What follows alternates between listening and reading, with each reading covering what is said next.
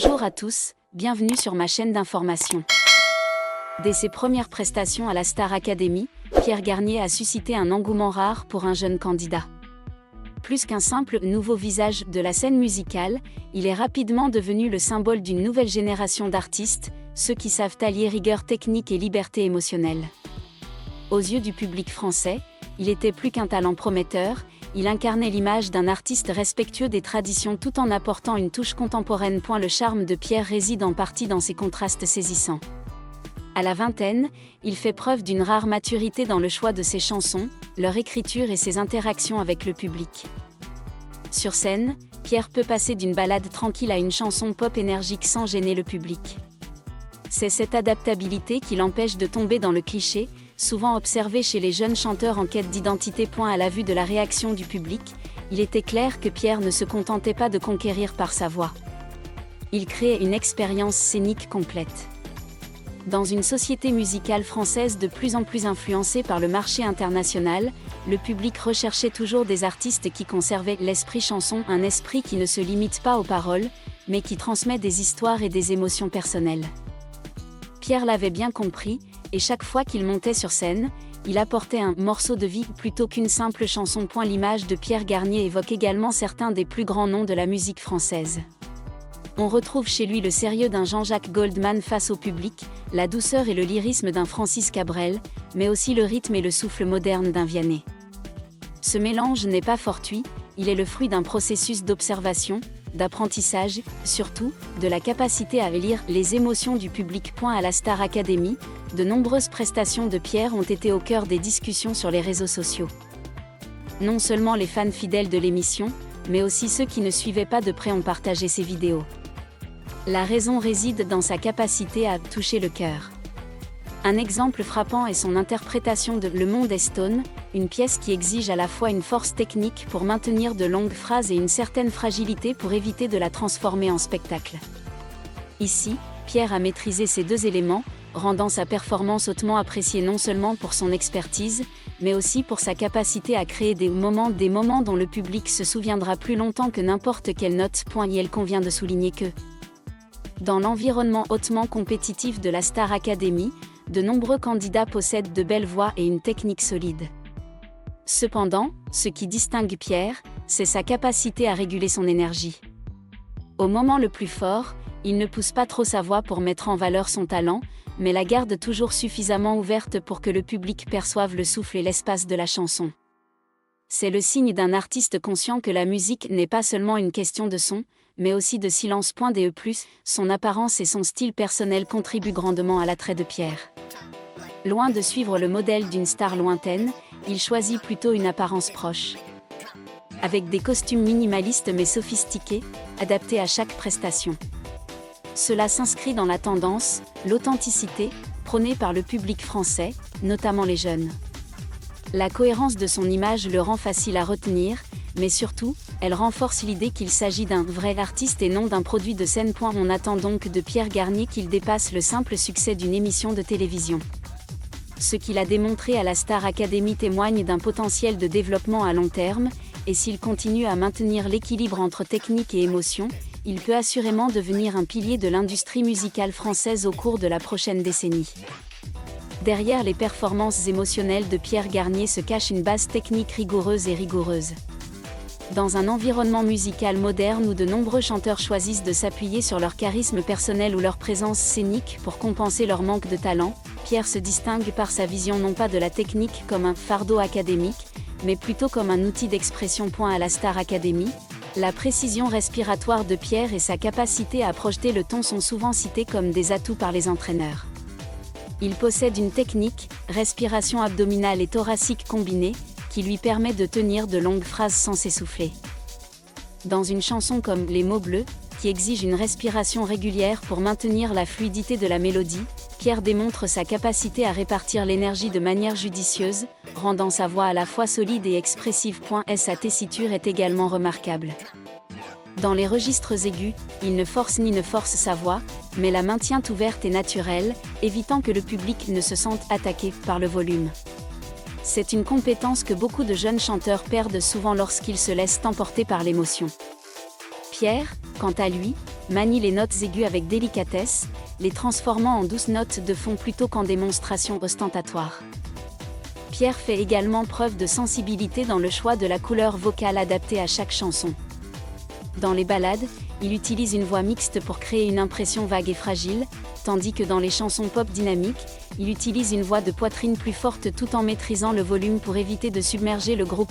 Si sa voix est l'instrument sonore, le langage corporel de Pierre en est la subtile composante visuelle. Sur scène, il utilise ses yeux, ses gestes et sa posture comme autant de signes de ponctuation dans son récit musical. Si sa voix est l'instrument sonore, le langage corporel de Pierre en est la subtile composante visuelle. Sur scène, il utilise ses yeux, ses gestes et sa posture comme autant de signes de ponctuation dans son récit musical. Pierre n'en fait pas trop avec des mouvements scéniques complexes ni une chorégraphie élaborée. Il privilégie plutôt son image sur l'axe, c'est-à-dire le point de connexion entre sa voix et son regard vers le public. Cela crée un sentiment d'intimité, aidant le public à se concentrer sur la musique plutôt que sur la forme. Dans le cadre de la formation Star Academy, les techniques ne s'enseignent pas uniquement par le biais de cours de chant, mais aussi par des répétitions sur scène, des séances de formation à l'image et des travaux de groupe. Pierre n'apprend pas ces techniques mécaniquement, mais se pose toujours la question, comment cette technique peut-elle servir les émotions ? Les entraîneurs ont souligné que Pierre est un élève introspectif. Après chaque répétition, il regarde souvent sa vidéo pour analyser ce qui est trop et ce qui ne l'est pas assez. Cela lui permet d'ajuster ses performances la semaine suivante et de montrer clairement au public ses progrès à chaque tour. Il est intéressant de noter que malgré sa technique de pointe, Pierre ne se laisse pas aller à devenir une machine parfaite. Il comprend qu'en musique, la surprise et un peu d'improvisation créent un moment vivant. Pour lui, la technique est comme un squelette solide qui permet au corps de bouger librement. En concert, si l'émotion exige un maintien plus long ou une pause plus profonde, il est prêt à briser la structure établie, mais toujours dans les limites de la technique. Cela confère à ses performances une assurance et une fraîcheur à chaque fois. Le public peut écouter la même chanson 2 soirs plus tard et y découvrir de nouvelles nuances, preuve que la technique n'étouffe pas l'émotion, mais lui permet plutôt de s'épanouir dans sa zone de confort. D'un point de vue critique, Pierre peut être comparé à des artistes français comme Florent Pagny ou Patrick Bruel, qui possèdent une solide base technique et s'en servent comme tremplin pour trouver l'inspiration. La différence réside dans le fait que Pierre a débuté dans la musique française à une époque où la musique était fortement influencée par la pop et le R&B internationaux, ce qui l'a contraint à préserver les principes techniques classiques tout en s'adaptant aux exigences de performance modernes où le son live, les effets de lumière et l'interaction avec les réseaux sociaux jouent un rôle majeur. Et la formation technique de Pierre Garnier n'était pas le fruit du hasard, mais plutôt le fruit de sa discipline, de son introspection et d'une réflexion stratégique sur l'art.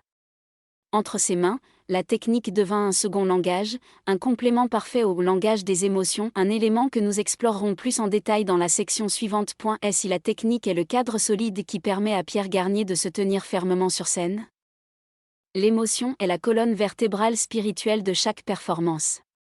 Ce qui conquiert véritablement le public français, ce ne sont pas seulement les notes précises, mais le sentiment d'assister à une histoire racontée en musique, une histoire vraie, porté par une voix vive et un regard expressif. Dans de nombreuses prestations à la Star Academy, Pierre a montré qu'il ne chantait pas comme s'il accomplissait une mission, mais comme s'il partageait une partie de ses propres souvenirs ou pensées. C'est cette sincérité qui permet au public de croire à chaque phrase de la chanson. En musique, la technique s'apprend à l'école, mais les vraies émotions sont difficiles à mettre en scène. Pierre ne se force pas à jouer la tristesse ou la joie, mais laisse les émotions venir naturellement, en accord avec le contenu de la chanson. L'émotion en musique n'est pas seulement quelque chose de confiné, elle doit aussi pouvoir se transmettre. Pierre l'a bien compris. Lors de ses concerts, il utilise souvent son regard et les moments de silence pour parler au public. Un regard lent vers le premier rang, un léger sourire en croisant le regard de quelqu'un, tout cela crée un lien invisible. Il est intéressant de noter que Pierre crée un lien non seulement avec le public présent dans l'auditorium, mais aussi avec les millions de téléspectateurs. Les réactions sur les réseaux sociaux après ses prestations montrent qu'il sait toucher des publics de tous horizons. De la personne assise juste en face de lui à un public à l'autre bout du monde. Un autre élément qui confère au style de Pierre son âme et sa capacité à adapter ses émotions à chaque genre. Lorsqu'il chante des ballades, il laisse sa voix s'adoucir, parfois presque murmuré, pour créer une certaine intimité. Lorsqu'il passe à la pop énergique, il transmet l'émotion par le rythme et le mouvement, tout en conservant cette intimité qui le caractérise. Cette sensibilité lui permet d'éviter de tomber dans l'unidimensionnalité, un problème fréquent chez les jeunes artistes enfermés dans un style unique. Pierre est comme un bon acteur, capable d'incarner de nombreux rôles différents, tout en conservant son ego musical. Ce qui est remarquable, c'est que, chez Pierre, l'émotion non seulement cohabite avec la technique, mais l'élève même à un niveau supérieur. Une phrase longue et interminable serait dénuée de sens sans l'émotion sous-jacente. À l'inverse, un passage doux et puissant peut plonger toute la salle dans le silence. Pierre sait utiliser l'émotion pour façonner sa technique, il lui arrive de brûler délibérément une note pour exprimer l'angoisse, ou de maintenir la note finale plus longtemps pour créer une sensation persistante. Il est intéressant d'observer la réaction du public français. Il ne se contente pas d'écouter Pierre chanter. Il vit chaque chanson avec lui. En partie parce que sa façon d'interpréter permet au public de se retrouver dans l'histoire. Il n'impose pas une émotion unique, mais laisse à chacun l'espace d'interpréter à sa manière. Par exemple, lorsqu'il chante la perte, il ne l'exprime pas de manière dramatique et intense, mais choisit de se retenir, comme s'il voulait laisser les larmes au public. Cette subtilité permet à chaque auditoire de se sentir respecté et de faire partie intégrante de l'histoire. La musique française a pour tradition de privilégier l'âme au corps, l'émotion étant souvent privilégiée. Dans ce contexte, Pierre Garnier n'a pas trahi la tradition, mais a prouvé que l'alliance de l'émotion et de la technique est une voie durable. Il a apporté un souffle nouveau à la chanson française, où l'artiste n'est pas seulement un conteur, mais aussi un guide émotionnel pour le public. L'émotion est un élément indispensable du parcours musical de Pierre Garnier. Elle l'aide à dépasser les limites des cadres techniques, transformant chaque performance en un moment inoubliable. C'est à partir de ce fondement que Pierre accède à un niveau supérieur, où technique et émotion ne font plus qu'un, ce qui sera analysé dans la section suivante. Dans le monde de la scène, technique et émotion sont souvent perçus comme deux pôles, l'un représentant la précision et la discipline, l'autre la liberté et l'instinct.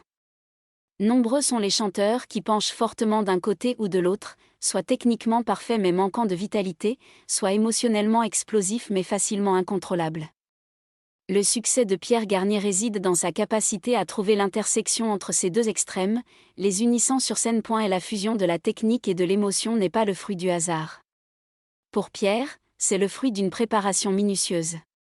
Il étudie la structure de la chanson, identifie les points à privilégier et ceux à abandonner, et calcule la répartition du souffle pour maximiser l'impact de chaque phrase. Pierre laisse cependant aussi place à des émotions inattendues. Lors d'une prestation live, les réactions du public ou l'atmosphère de la salle peuvent l'inciter à modifier son approche à la volée, mais ce changement s'effectue toujours dans le cadre technique prévu, garantissant la sécurité de sa voix. Merci à tous d'avoir regardé ma vidéo, laissez un commentaire et n'oubliez pas de vous abonner à ma chaîne.